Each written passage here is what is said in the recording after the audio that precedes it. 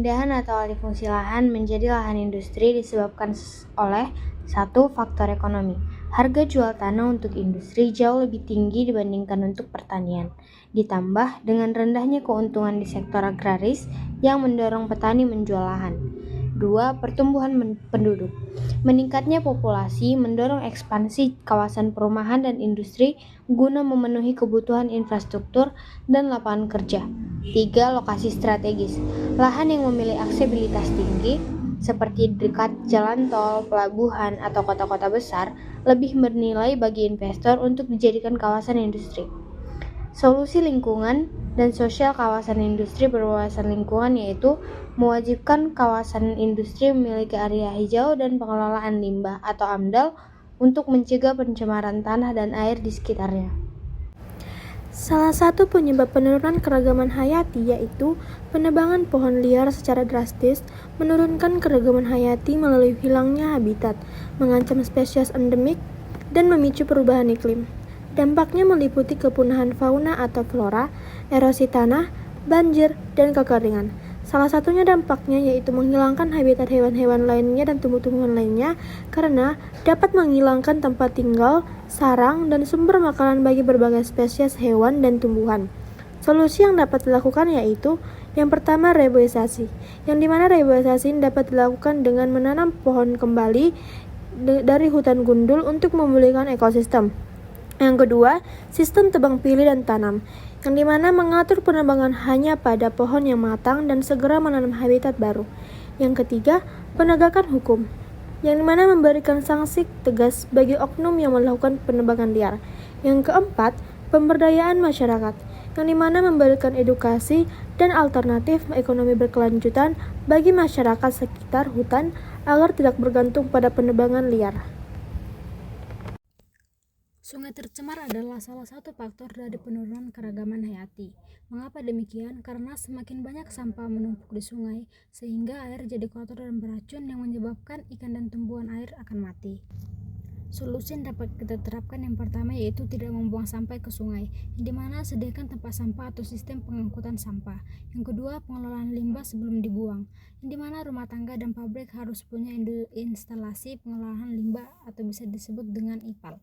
Yang ketiga, perbaikan sanitasi, di mana membangun jaban sehat dan saluran pembangunan tertutup. Yang keempat, pengawasan dan hukum tegas, di mana pabrik atau masyarakat yang mencemari sungai akan diberikan sanksi.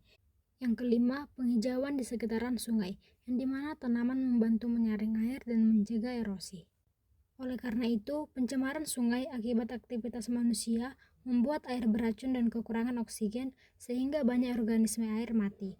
Hal ini menyebabkan jumlah dan jenis makhluk hidup berkurang sehingga keanekaragaman hayati pun menurun. Oleh karena itu, pengelolaan limbah dan kesadaran menjaga sungai sangat penting. Tidak adanya daur ulang sampah yang benar menyebabkan kerusakan habitat, pencemaran tanah dan air oleh racun atau mikroplastik, serta kematian satwa liar akibat tertelan sampah atau terjerat. Hal ini mengakibatkan penurunan populasi spesies, hilangnya keanekaragaman hayati, dan ketidakseimbangan ekosistem yang drastis.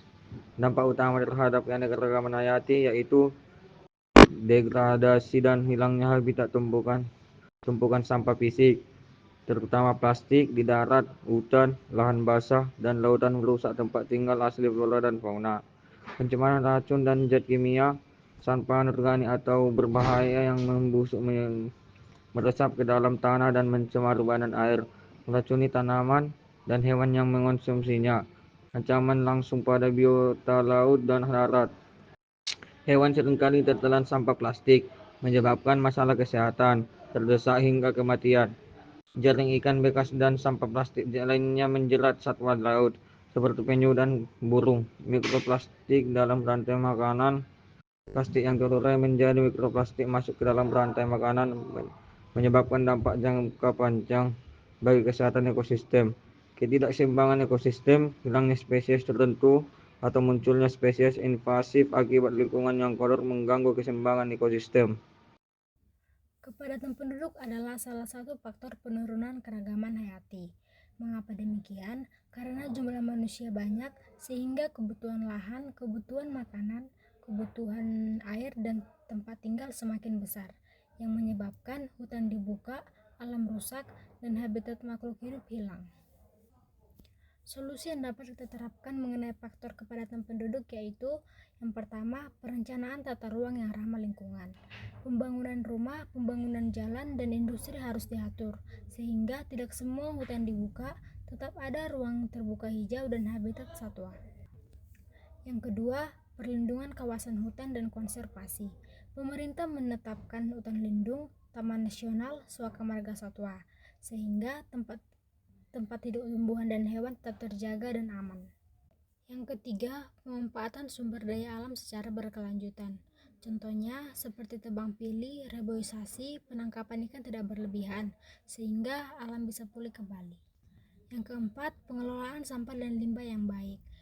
Dengan banyaknya penduduk, sehingga sampah menjadi lebih banyak, maka harus ada daur ulang dan pengelolaan limbah supaya tidak mencemari tanah dan air. Maka dari itu, kepadatan penduduk meningkatkan kebutuhan hidup manusia yang bisa merusak habitat makhluk hidup. Dengan pengendalian penduduk, pembangunan teratur, serta pelestarian lingkungan, keanekaragaman hayati dapat tetap terjaga.